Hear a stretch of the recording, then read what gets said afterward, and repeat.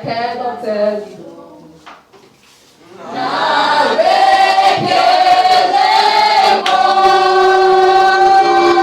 If I had 10,000 tongues, it still would be enough.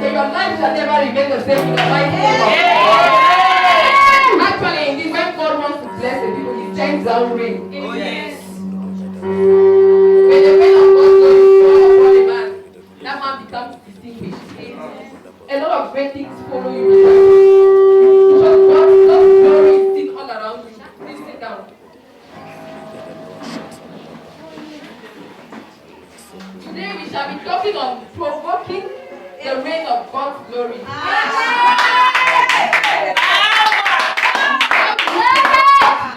There must be a way to provoke God's glory. We know rain refreshes. When rain comes down, it refreshes. Yesterday, there was no doubt that the glory of God was seen in this place. I'm sure everyone saw it. And today, except blind people, we shall be talking on how we provoke the reign of God's glory. The man of God said so many things about God's glory coming down when you praise, when you worship, and when you distinguish yourself, or you isolate yourself to do some things for God. You enjoy God's glory. Amen. Indeed, God's glory brings great favor. Child of God, you can't be soaked in God's glory if the rain does not fall on you. Normally in life, we have the physical rain and the spiritual rain. For the physical rain to fall, vapor must go up. When vapor goes up, it condenses in the nimbus cumulus cloud.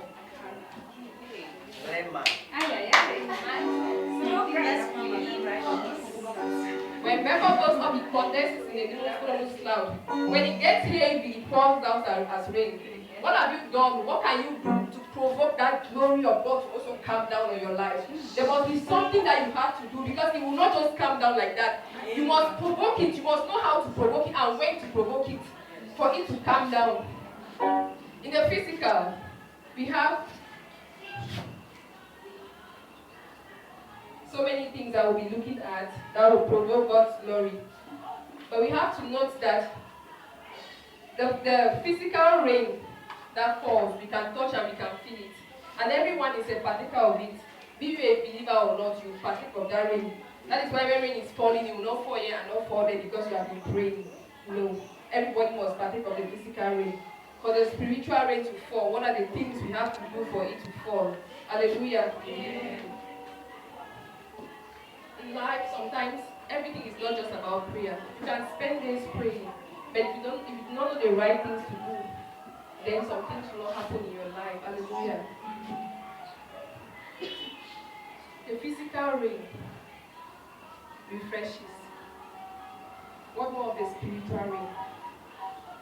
If the physical rain can cause plants to grow, what more of the physical rain? The spiritual rain. If the physical rain can change a place, what more of the spiritual rain? Begin to ask yourself these questions. And I know as you ask yourself these questions, you will desire that the spiritual rain should come down on you in all its power and might, in the mighty name of Jesus. Amen. I prophesy into your life. Whatever was dead, by the reason of the rain, may it blossom in the mighty name of Jesus. Amen. If the rain comes down, may it blossom in the mighty name of Jesus. Amen. For the spiritual rain to pour, something must be done. For it to pour, something must be done. Let us look at the things that will provoke the spiritual rain. The first, you have praise and worship. Please, somebody help me read from 2 Chronicles 5, verse 13 to 14.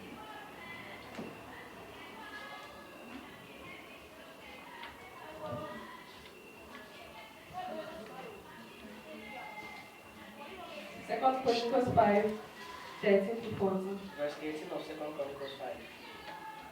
It came even to pass, as the trumpeters and singers were as one, to make one sound to be heard in praising and thanking the Lord.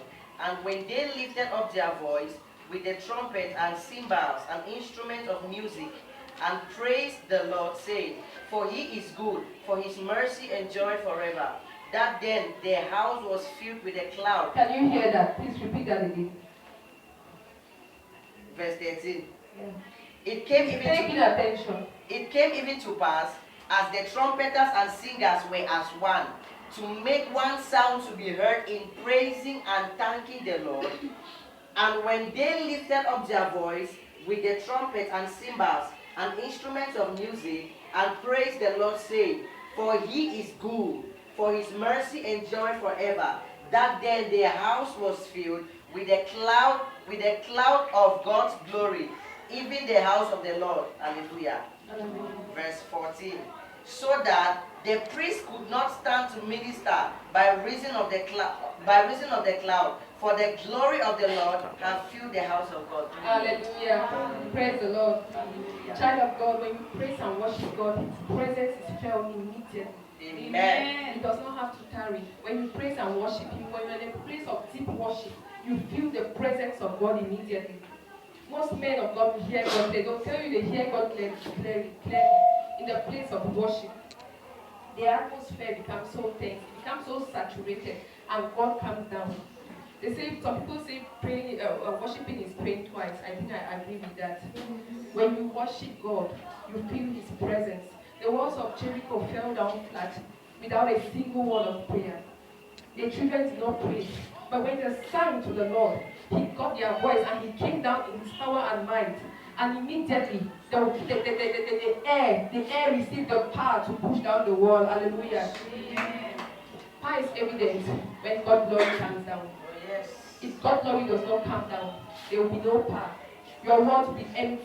Everything you do will be empty. This is the presence of God that men enjoy the sonship of God. The presence of worship, that men enjoy the sonship of God. In the book of 2 Kings 3 verse 15, the Bible says the king of Moab, the kings of Israel, they went to seek they had to go for war. And they knew that they could always get victory if they seek the face of the God. And what did they do? They went and met Elijah. They had to seek the face of God through the prophet of God. And at that time, Elijah knew he couldn't do anything. He couldn't pray. Maybe perhaps prayer will carry. The answer he will get from prayer will come maybe the next day. And he needed to give an answer, an urgent answer, and a pleasing answer for that matter to the king. So what did he do? He invited a mystery. Please, can you just read the passage? 2 Kings. 2 Kings 3 verse 15. 2 Kings 3:15. But now bring me a minstrel. And it came to pass, when the minstrel played, that the hand of the Lord came upon him. Hallelujah. The prophet knew exactly what to do to provoke the presence of God at that moment. If you don't know what to do, you have to know what to do to provoke the presence of God for a particular situation. If you don't know what to do to provoke the presence of God for a particular situation, then you'll be wasting your time in the presence of God. You have to know exactly what to do. When he prayed, when they worshiped, he had answers to them. Answers, of course, that were so pleasing in the ears of the kings. And the kings were extremely happy. Truly, when we worship God, we get pleasing answers. When we worship God, we get pleasant answers. So many pleasant answers. Even things we did not expect, we get it. But when you pray, you have the answer for just what you are praying for. Hallelujah.